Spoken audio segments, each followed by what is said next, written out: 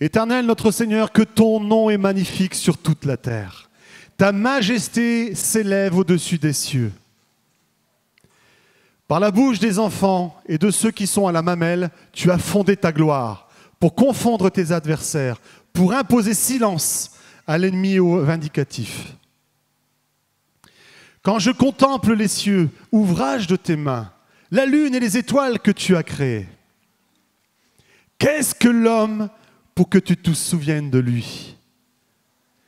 Et le Fils de l'homme pour que tu prennes garde à lui.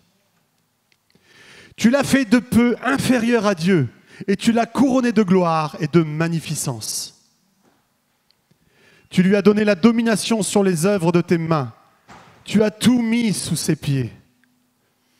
Les brebis comme les bœufs et les animaux des champs, les oiseaux du ciel et les poissons de la mer, tout ce qui parcourt les sentiers des mers. Éternel notre Seigneur, que ton nom est magnifique sur toute la terre. Amen. Donc on avait vu ça ce mardi, ce beau psaume qui loue la gloire, la grandeur de Dieu. On avait partagé sur la grandeur de Dieu, sur combien il nous est impossible de pouvoir exprimer combien Dieu est grand. Tant rien que quand on commence à considérer son œuvre, on est déjà bouche bée. Il suffit de se retrouver devant une chaîne de montagnes ou devant un océan pour déjà se sentir tout petit. Si on commence à regarder dans les longues vues, je ne sais plus comment on appelle ce truc-là. Non, pour regarder, télescope, voilà. Et quand on commence à regarder l'univers et compagnie, mais là, on se dit, mais le Créateur, là et là, mais ben voilà, on est sans voix. Et ce psaume, je l'avais fait remarquer, commence et finit par la même phrase. C'est bien des ventilos, hein, mais ça fait tourner les pages. Que ton nom est magnifique sur toute la terre. Il commence par cela et il finit par ce verset. Que ton nom est magnifique sur toute la terre. Et j'avais partagé dans ce sens en disant, oui, Dieu est immensément grand, il est incomparable. Nous sommes si petits, si insignifiants. Et c'est vrai que quand on considère la grandeur de Dieu, on se dit, mais c'est vrai, qu'est-ce que l'homme, qu'est-ce qu'on est pour que Dieu se retourne sur nous? Qui sommes-nous? Et pourtant, il a mis tout son amour dans notre petitesse. Il a mis son amour dans toute notre faiblesse. Et il a investi toute son œuvre, toute son autorité dans l'humanité. N'est-ce pas merveilleux? Rien que pour ça, on peut reprendre une heure de louange. Amen. Alléluia.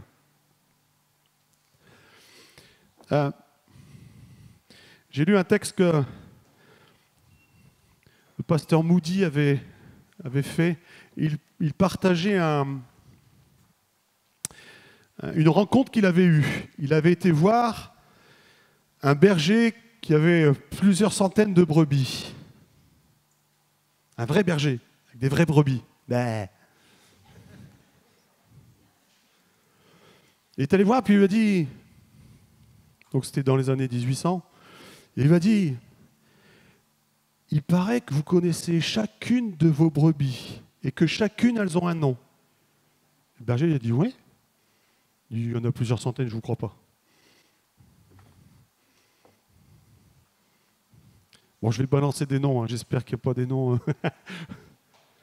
Et du coup, le berger, il fait « Clotilde !» Puis il y a une brebis qui lève la tête. Bah. « Gertrude !» Bah. Il a fait ça plusieurs fois. Et Moody était épaté. Il s'est dit « Mais vous les connaissez toutes ?» « Oui. » Mais dit là, c'est facile, vous leur avez mis un nom, vous les avez tués, vous les avez... Hein, le nom est bien rentré, du coup vous les appelez et puis elles répondent. Donc c'est facile de les reconnaître. Il fait non, un tel c'est un tel, un tel c'est un tel, un tel c'est un tel, et un tel c'est un tel. Mais comment vous faites pour les reconnaître? Ben regardez, il y en a une, elle a une tache là. L'autre, son oreille est abîmée. L'autre, elle boite. Elles ont tout un défaut qui me permet de les reconnaître. Et Moody a dit, j'aime à penser que Dieu nous reconnaît par nos défauts. et que nous avons cette particularité pour toucher le cœur du Père. Amen. Et c'est dans ce troupeau plein de défauts que ce Dieu est grand, immensément louable, investit en nous. Waouh! Waouh! Nous n'aurions pas fait comme ça.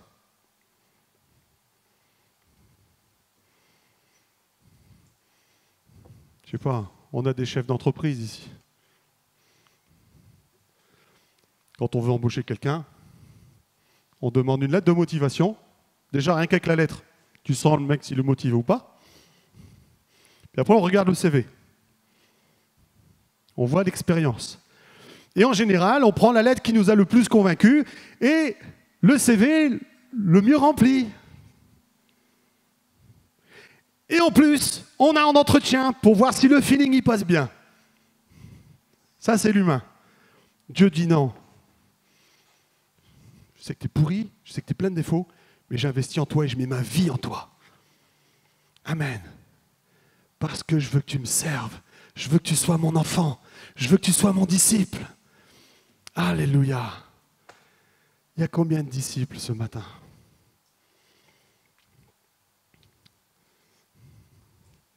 Il y en a une qui a timidement osé lever sa main.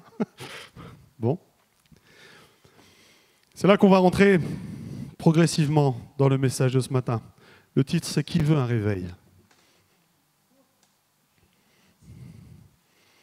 Ah, j'aime quand deux mains se lèvent en même temps, sur la même personne. Je me suis posé cette question ce matin.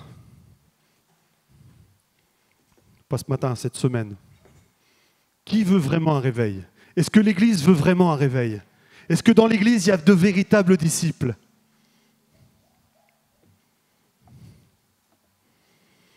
Le monde part en vrille.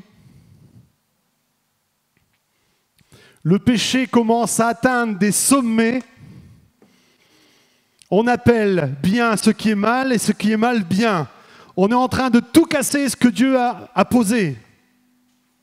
Oui ou non? La famille en premier lieu.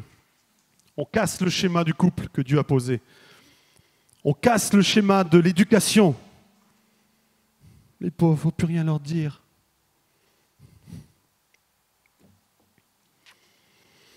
Matthieu 24, versets 37 à 44. Matthieu 24, versets 37 à 44. Ce qui arriva du temps de Noé arrivera de même à l'avènement du Fils de l'homme. Car dans les jours qui précédèrent le déluge, les hommes mangeaient et buvaient, se mariaient et mariaient leurs enfants, jusqu'au jour où Noé entra dans l'arche. Et ils ne se doutèrent de rien, jusqu'à ce que le déluge vînt et les emporta tous. Il en sera de même à l'avènement du Fils de l'homme. Alors, de deux hommes qui seront dans un champ, l'un sera pris, l'autre laissé. De deux femmes qui moudront à la meule, l'une sera prise et l'autre laissée. Veillez donc, puisque vous ne savez pas quel jour votre Seigneur viendra.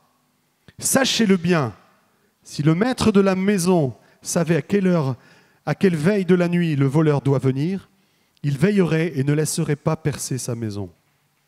C'est pourquoi vous aussi, tenez-vous prêts, car le Fils de l'homme viendra à l'heure où même où vous n'y penserez pas. Amen. On est en plein dedans. Les hommes font n'importe quoi. Les hommes avec un grand H. Hein. Je mets les hommes et les femmes dans le même lot.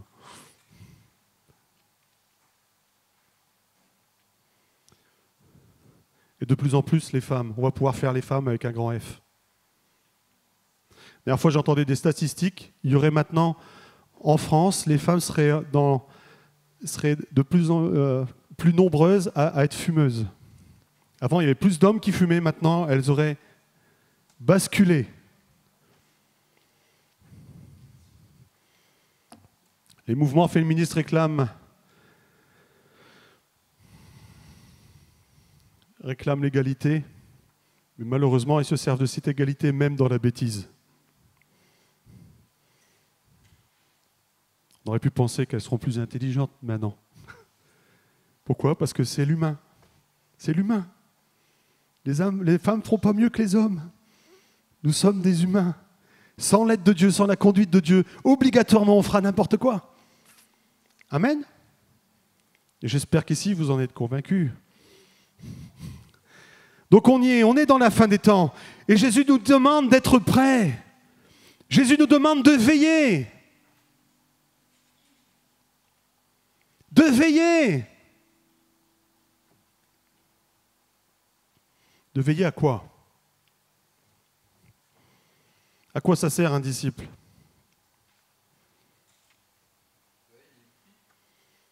Entre autres. Acte 1, verset 8. La mission de l'Église. Quelle est la mission de l'Église? Mais vous recevrez une puissance, le Saint-Esprit survenant sur vous, et vous serez mes témoins à Jérusalem, dans toute la Judée, dans la Samarie et jusqu'aux extrémités de la terre. Vous serez mes témoins. Amen. Vous serez mes témoins. Alléluia. Ils sont où les témoins?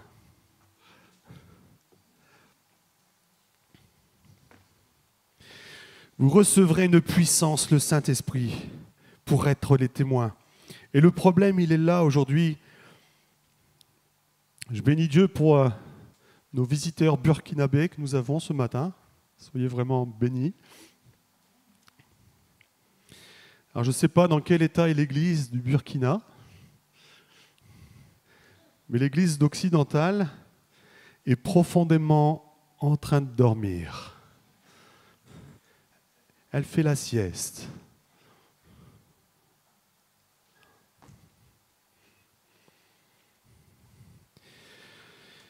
Le problème, c'est qu'aujourd'hui, on réclame la puissance de Dieu pour être béni. On cherche Dieu pour être béni. Dieu doit être un bienfaiteur, un bénisseur, un guérisseur. Amen. Arrêtez-moi si vous n'êtes pas d'accord. Mais aujourd'hui, l'Église a commencé à perdre, depuis de nombreuses années, cette notion d'être vraiment témoin. Il est là le problème aujourd'hui. On pense à sa vie, à son confort.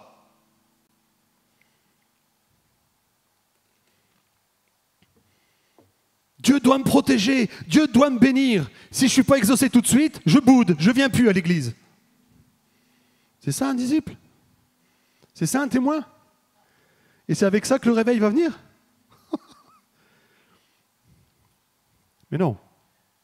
Aujourd'hui, il faut que l'église se ressaisisse et reprenne comme tout à nouveau cet objectif d'être des témoins jusqu'aux extrémités de la terre. Ça serait déjà bien si on était ici. Amen.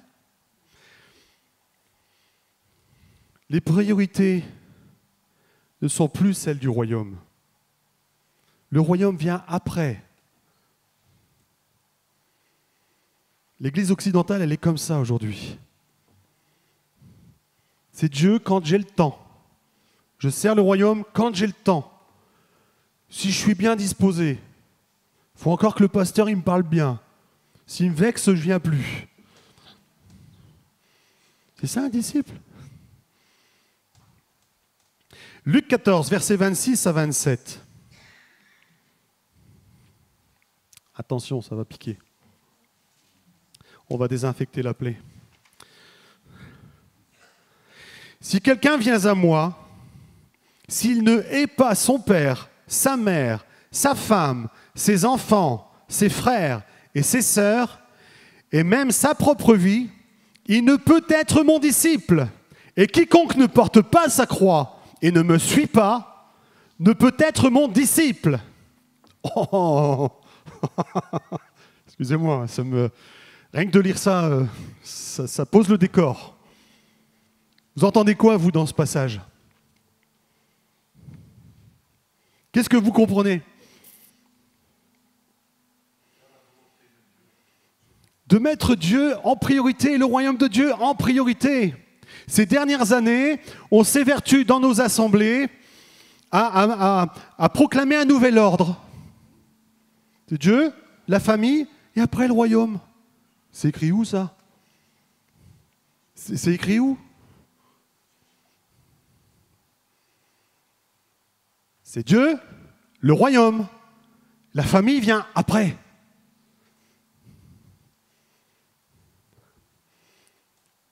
Amen. Moi, je savais que ça ne vous plairait pas.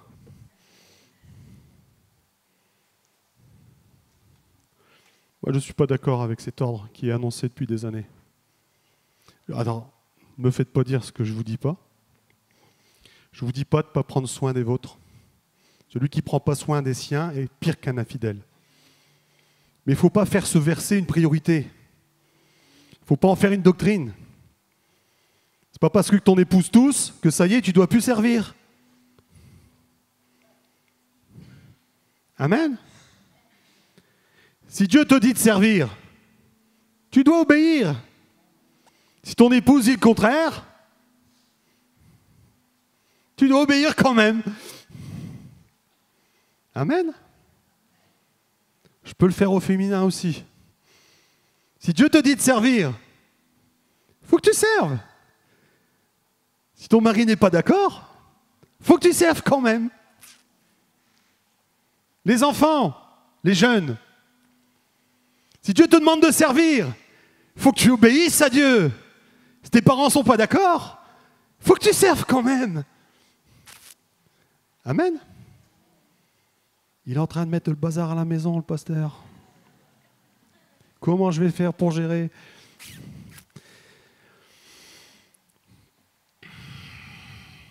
Mais cette façon de gérer nos vies, nos priorités, va changer tout de suite la mentalité de l'Église. Nous sommes en action. Nous sommes des ouvriers en action. Nous sommes des témoins qui se mettent en action, à l'écoute de Dieu. Qu'est-ce que tu veux que je fasse, Père? Dis-moi où tu veux que je te serve.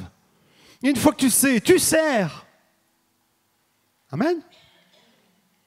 Oui, mais ça va me demander. Oui, ça va te demander du temps. Oui, il va falloir que tu t'organises. Oui, il va falloir que la famille fasse un effort. Quand Dieu a mis sur moi l'appel, je me rappelle, ça s'est passé dans ma cour, dans mon jardin. Comme le voisin était en passe de poser une grande fosse pour récupérer de l'eau, il y avait un immense mont de terre au milieu de mon jardin. J'étais en haut de ce mont de terre. Et je priais, je savais. J'avais reçu cet appel. Je suis descendu, je suis allé voir Elisabeth. Je dis, Elisabeth, je pense que Dieu va m'utiliser. Je ne sais pas dans quoi, mais je sais qu'il va m'utiliser. Je crois qu'elle était en train de faire la popote. Donc elle était en train de cuisiner. Ah, ok. Non mais je te dis, je vais servir. Ouais, j'ai entendu. Continuez. Je dis, ouais, mais que les choses soient claires, parce que, à mon avis, ça va impliquer un changement. Oui, je t'ai dit, c'est bon, j'ai compris. Ok, c'est bon. Quand elle a eu fini, après, elle est venue voir, elle m'a fait, peu importe à quoi tu es appelé, je ferai tout pour faciliter ce que Dieu te demande.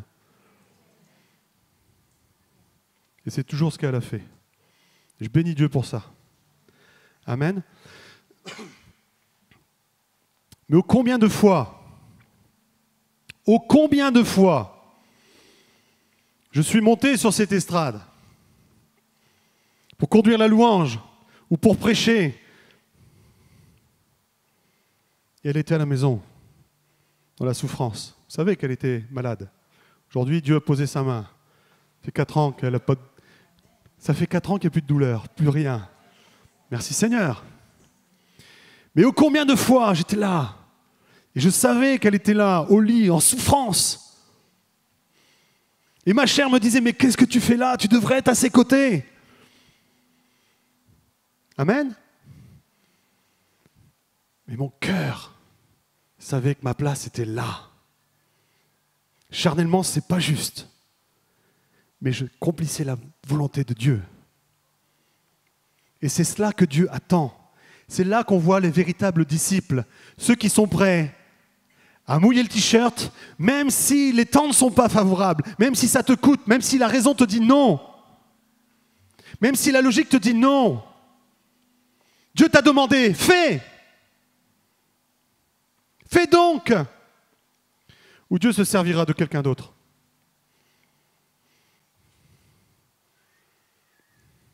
Alors aujourd'hui, le souci qu'il y a dans l'Église occidentale, c'est que les quelqu'un d'autre ça passe à quelqu'un. Tout le monde s'arrête. Tout le monde a des bonnes raisons. La famille, la famille, la famille. Au risque de vous choquer, la famille, elle partira. Tôt ou tard, la famille n'existera plus. Tôt ou tard, tout le monde mourra. Amen. Eh oui, ainsi va la vie. Seul Dieu reste. Seul son royaume persiste. Seul son royaume continue. Seule son œuvre continue. Nous avons eu une fête de famille au 14 juillet. Et j'avais une cousine de Marseille qui était venue. La cousine. Mais il y a un cousin. Tu m'emmènes sur la tombe de ton père.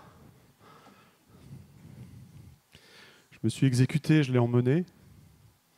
Donc, il était là avec son compagnon. Bon, au bout d'un moment, on se dit, bon, on y va. Et sur le coup, je regardais et puis je dis, t'as vu? Il y a un point commun sur toutes les tombes. T'as la date de naissance et la date de mort. Et peu importe qui tu as été, qu'est-ce que tu as produit dans ta vie, ils ont tous le même trait d'union. Ta vie se résume à un trait d'union. Peu importe qui tu as été, peu importe ce que tu as fait, ce que tu as accompli dans ta vie, tout se résume à un trait d'union. Ah, tu peux les remonter tes manches, à faire tout ce que tu vas à faire. Trait d'union. Amen. C'est dans ce sens-là que Jésus te disait, amassez-vous des trésors dans le ciel. Parce que tout ce que tu accomplis pour le royaume des cieux, ça reste. Ça reste. Et les œuvres que nous aurons accomplies pour Christ, c'est cela qui va être pesé devant le tribunal de Christ. C'est là qu'on va peser les fidèles et les moins fidèles serviteurs. C'est là que les récompenses seront données, des récompenses éternelles. Là, ça ne sera pas des récompenses qui passeront, d'une récompense éternelle. Alléluia. Mais rentrons dans cette espérance. Alors je sais que la vie est faite de cela, de projections qui nous parlent peu. Quand t'es gamin, on te dit « bosse, bosse, bosse, t'auras un bon métier. » Ouf, ouais, j'ai le temps d'être vieux. Puis quand t'es arrivé au boulot, on te dit « vas-y, bosse bien pour ta retraite. » Oh, mais j'ai le temps d'être vieux.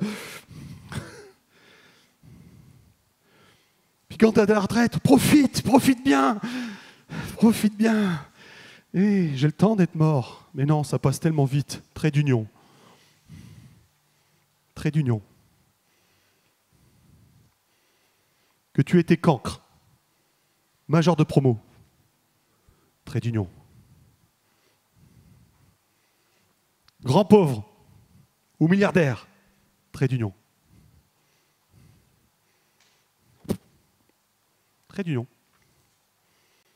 Ah, ça calme. Mais tout ce que tu accomplis pour le royaume des cieux est investi pour ta vie éternelle.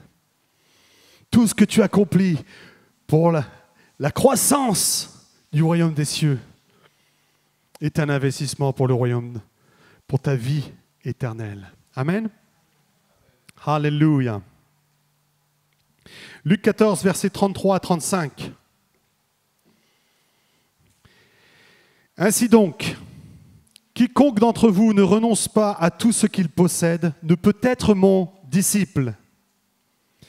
Le sel est une bonne chose, mais si le sel perd sa saveur, avec quoi l'assaisonnera-t-on? Il n'est bon ni pour la terre, ni pour le fumier. On le jette dehors. Que celui qui a des oreilles pour entendre, entende.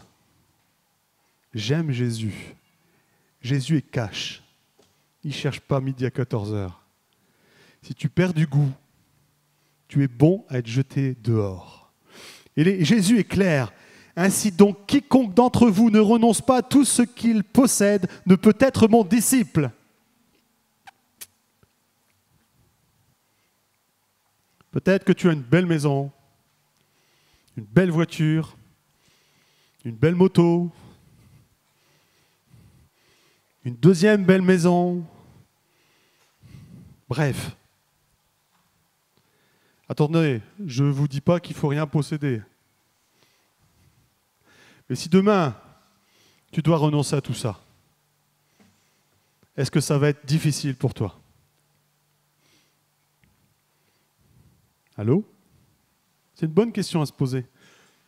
Est-ce que tout ce que tu possèdes, tout ce que tu as sué pour gagner, tout ce que tu possèdes, est-ce que tu es prêt demain à tout laisser pour Dieu? Alors je sais que quand on pose la question comme ça à l'église le dimanche, on est tous, ouais, moi aussi, je suis pas, ouais, si. Mais quand on est devant la perte, combien se déclarent profondément dans l'épreuve, dans les attaques?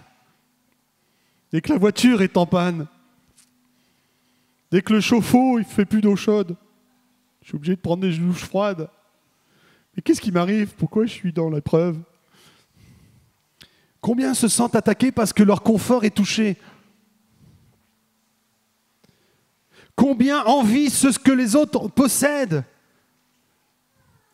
Ouais, j'ai toujours une petite voiture, mon voisin il a une grande voiture. Il a toujours ce qu'il veut, lui. Pourquoi tu ne me bénis pas? Parce que Dieu donne comme il veut. Préoccupez-vous du royaume des cieux. Et ben voilà. Nous, on a oublié cette phase. C'est donne, donne, donne, donne. Donne, Seigneur. Mais normalement, il faut donner avant, il faut servir avant, et c'est en servant que tu reçois. Donc, il faut se mettre au service, avec un cœur de disciple. C'est quoi un disciple? Un disciple, c'est un élève. Un élève qui prend le savoir qu'on lui donne. En l'occurrence, tout ce qui est de la connaissance qui est mis dans la parole de Dieu, on la reçoit au début, on ne connaît rien de Dieu, et puis petit à petit, notre connaissance grandit, et plus notre connaissance grandit, plus normalement nous devons rentrer dans une vie d'obéissance. Plus notre caractère, plus notre cœur va ressembler à celui de Christ. Amen. Ils sont où les disciples? Est-ce qu'un disciple, je sais pas moi, un disciple qui a 30 ans de conversion,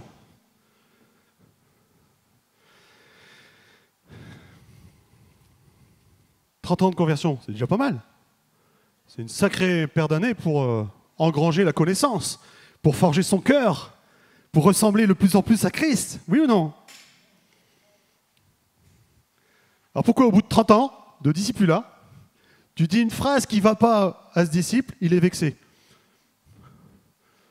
Et il faut que tu le réenseignes sur le pardon. Après 30 ans de conversion. Je me dis, mais il faut revenir à la base. Tu as déjà oublié. Mais ça, c'est le béaba, le pardon, l'amour entre nous. C'est le béaba. Il t'a dit quelque chose de blessant, mais bénis-le. Mais non, aujourd'hui, il faudrait avoir la voix du Nord de l'Église. Un tel a blessé telle personne en gros titre. Scandale, il faut que tout le monde le sache. Il m'a dit ça. Oh! Mais l'Église occidentale aujourd'hui, je parle pas que d'ici, mais l'Église occidentale aujourd'hui est faite principalement de disciples susceptibles. Il ne faut plus rien leur dire. Il faut faire attention.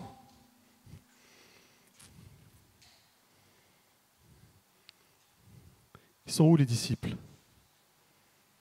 Parce que c'est avec des disciples que Dieu va pouvoir déclencher un réveil.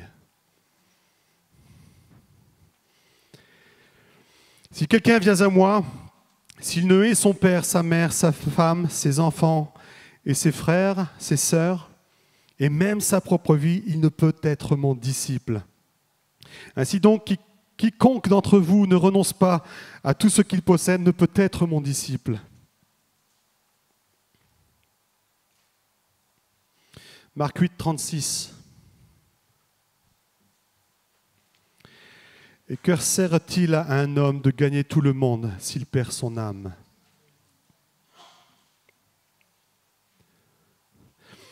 Tout ce que vous faites, faites-le pour le Seigneur. Amen. Tout ce que l'on fait dans le cadre de l'assemblée, de l'Église, on le fait pour servir Dieu. Mais là, encore une fois, il faudrait une voix du Nord. Un tel a fait le ménage.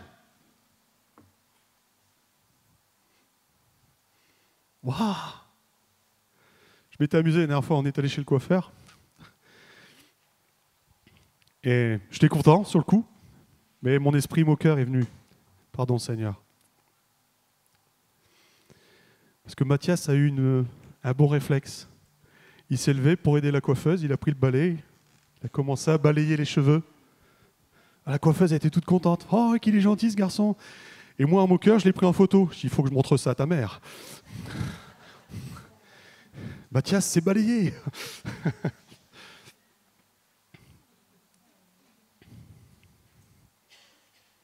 Mais c'est ça un cœur de serviteur. C'est je demande rien à personne. J'attends pas que les spots soient sur moi pour servir. Amen. Je le fais parce que Dieu veut que je le serve. Je le fais pour plaire à Dieu. Et j'éprouve du plaisir à servir mon Dieu. Amen. Et même si des fois ça ne se voit pas et qu'on te dit, mais tu fais jamais rien, toi, tu pourrais servir là-dedans. Ah, je fais jamais rien, mais te vexe pas. Tu l'as fait pour le Seigneur. Oui, c'est vrai, je peux servir davantage. C'est ça, être disciple. C'est s'animer de l'esprit de Christ. Amen.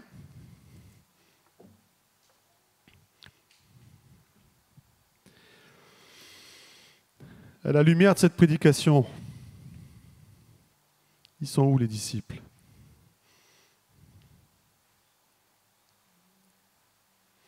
Cette question, elle est importante, car ce sont les disciples qui provoquent le réveil. C'est ces disciples qui ont un cœur selon Dieu, qui ont arrêté de regarder à leur moi-je, qui ont arrêté à regarder à leur confort, qui ont arrêté à regarder à leur réputation, qui ont arrêté de regarder à est-ce qu'ils ont la cote dans l'assemblée, est-ce qu'ils sont vus. Jésus a dit que ce sont les petits qui seront élevés. Et les orgueilleux, Dieu va leur résister. Amen. Ouais, on le sait tous. Mais combien de fois ce n'est pas mis en pratique? Combien de fois mais, oui mais, je chante bien, je ne comprends pas pourquoi il ne me met pas dans le groupe de louanges.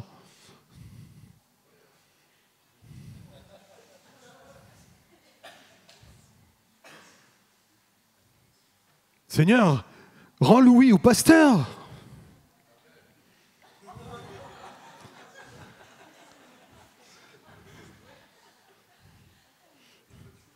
Chut, et apprends Jean-Jacques Aster.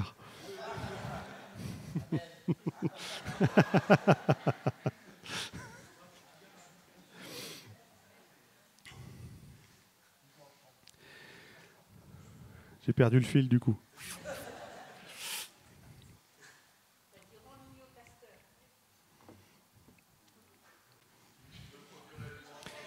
Mais combien de fois on proteste? On revendique.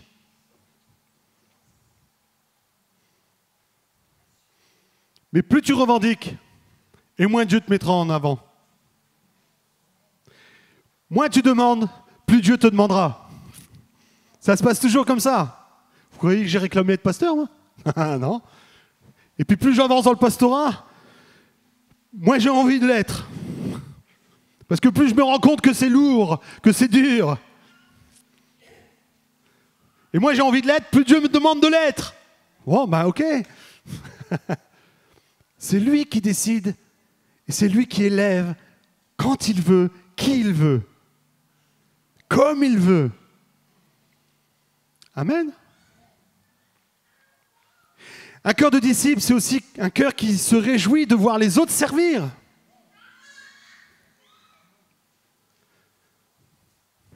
Mais ça se perd de plus en plus aussi, ça. Et pourquoi il prend toujours la sœur, là? Et pourquoi il prend toujours le frère? Pourquoi il ne prend pas moi? Moi, j'aurais mieux fait qu'elle ou que lui. Seigneur, que le pasteur ait du discernement.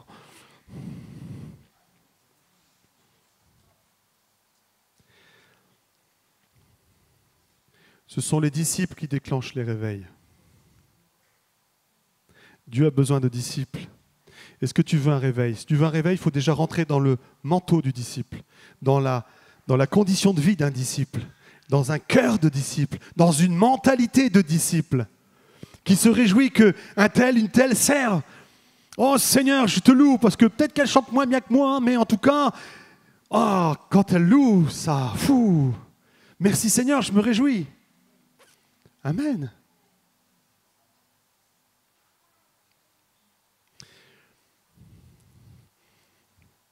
Mais vous savez, des fois, même chez les pasteurs, des fois j'entends des frères qui se réjouissent qu'une autre église a du mal. Mais j'y mets, c'est quoi cette mentalité, oh? Une église qui rencontre des difficultés, des épreuves, moi ça m'attriste, quelle que soit l'église. Ou on jalouse parce que l'église réussit. Un pasteur m'a dit, mais il faudrait aller voir tel pasteur pour lui dire de se calmer parce que du coup, il ramasse toutes les âmes du coin. Mais j'ai dit, t'as rien compris, toi.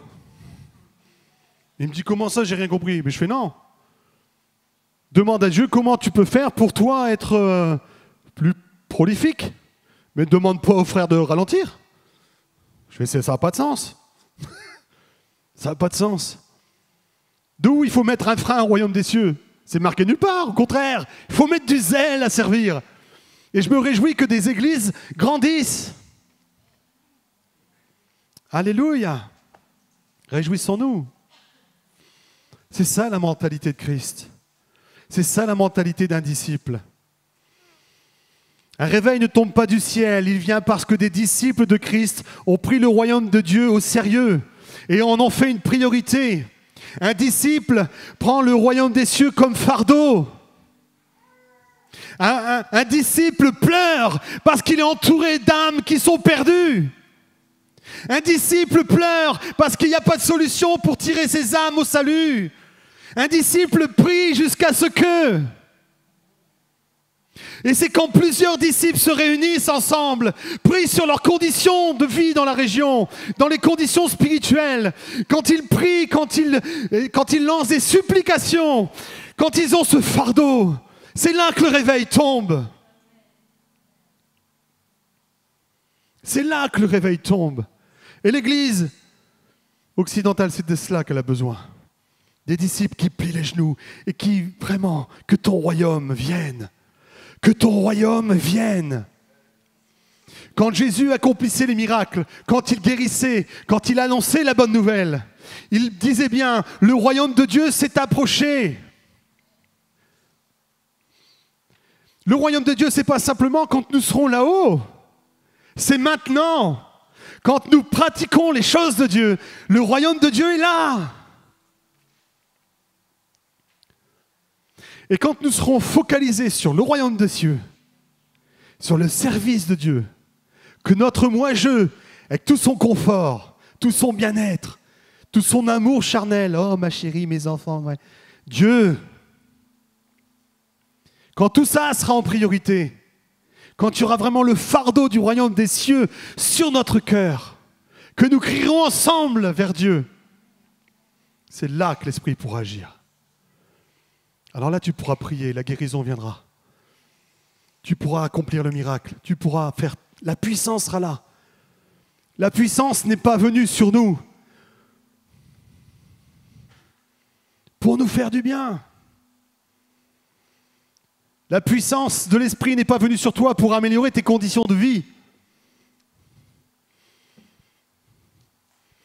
Elle est venue sur l'Église pour que nous soyons des témoins. Amen. Des témoins. Soyons des témoins. Qui veut un réveil?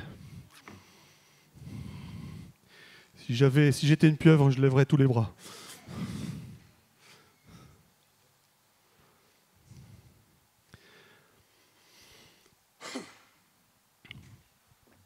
C'est Colin Urquhart qui a dit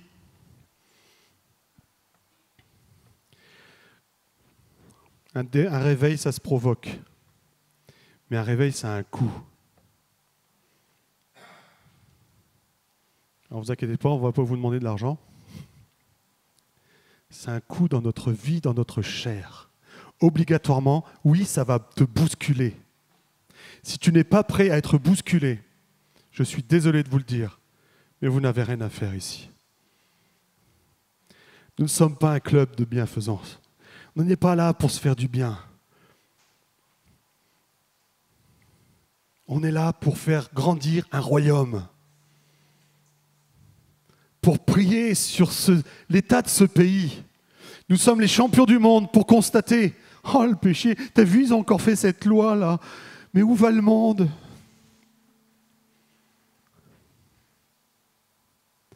Dieu ne nous demande pas d'être des thermostats, de constater la température qu'il fait chez nous. Il nous demande d'être des radiateurs pour chauffer l'ambiance spirituelle qu'il y a dans cette région, sur cette ville, dans notre voisinage. Amen. Où sont les disciples? Posons-nous cette question ce matin. À la lumière de ce qui a été dit, je juge personne. Ce que j'ai prêché ce matin, je me le prêche à moi-même. Parce que nous avons si facilement tendance à nous laisser endormir, à nous assoupir. Et nous avons vraiment besoin de pouvoir nous remettre en question et de dire, Père, viens me remettre dans le bon sens.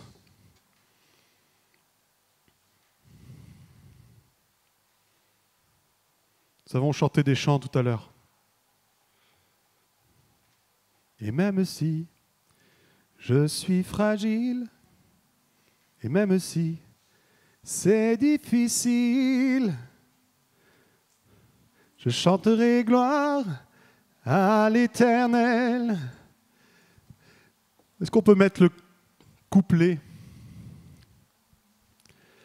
Je viens t'offrir, Seigneur, ce que j'ai de meilleur. Je viens t'offrir ma vie. Oui, à toi, Jésus-Christ. Et puis on le chante de tout notre cœur. Ah oui. Et demain matin, elles en seront où les paroles? Et surtout le dernier couplet.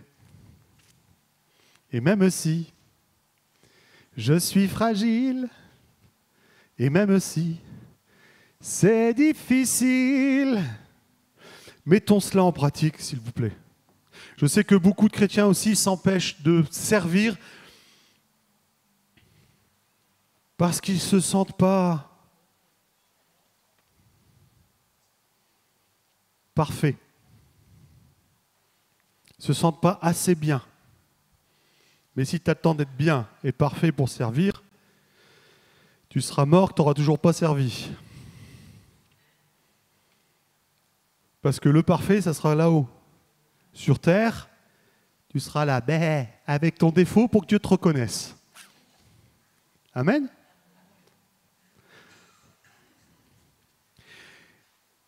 Et plus tu prends le royaume des cieux comme priorité, plus Dieu permet que tu changes.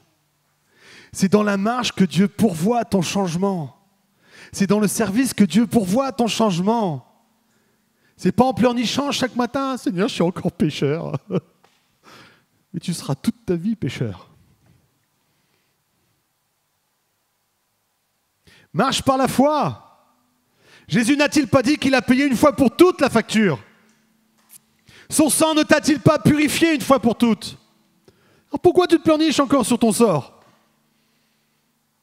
Tu te laisses accuser par les pensées de l'ennemi qui veut absolument que tu t'arrêtes, que tu penses qu'à toi, à ta condition. Oh, je suis pécheur.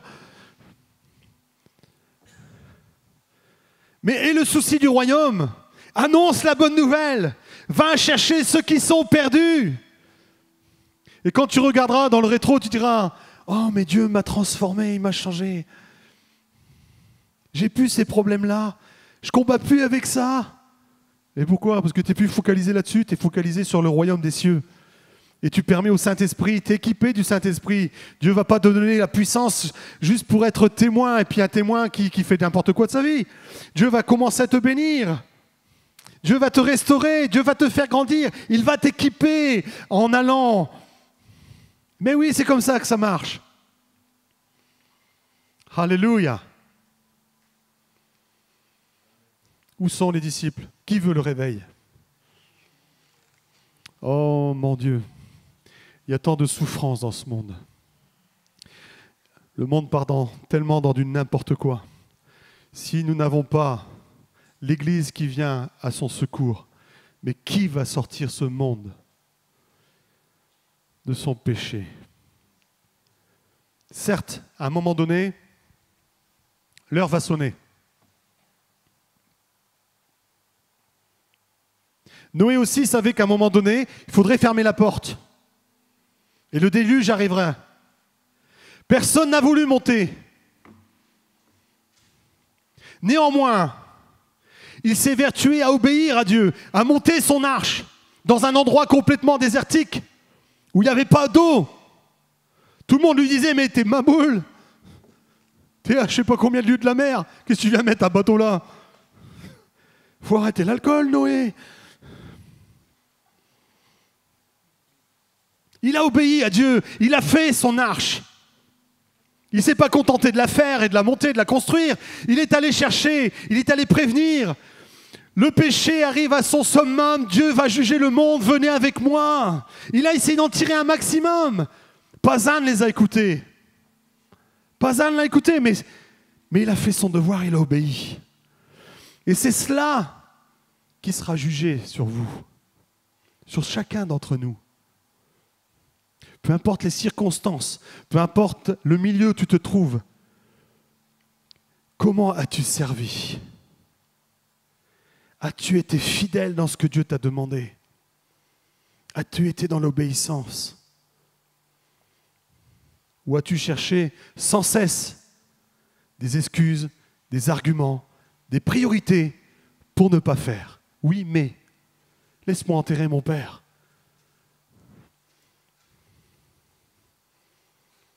Laisse les morts enterrer les morts. Et toi, suis-moi.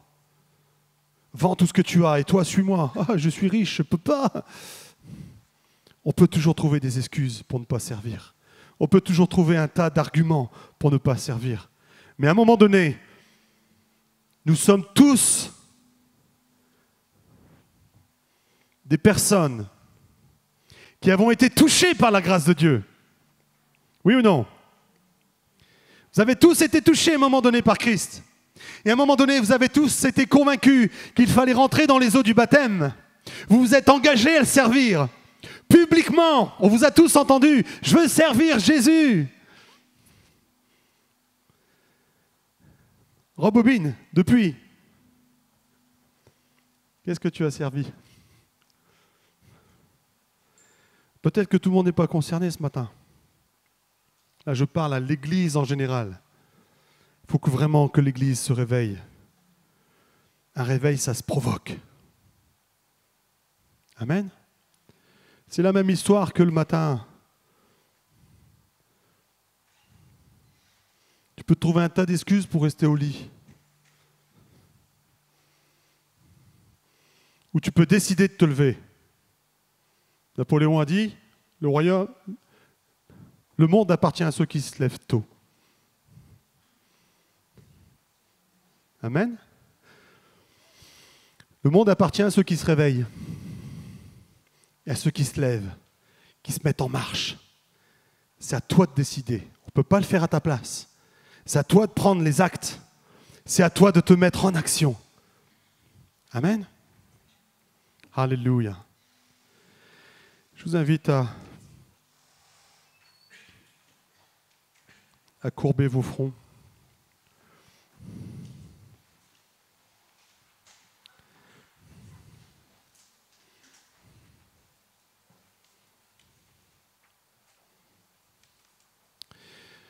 Père, je te loue. Je te loue pour qui nous sommes, pour ce que nous sommes, pour ce que nous avons. Mais Père, viens toucher nos cœurs, Seigneur, si ce que nous sommes, ce que nous avons nous empêche d'être de véritables disciples.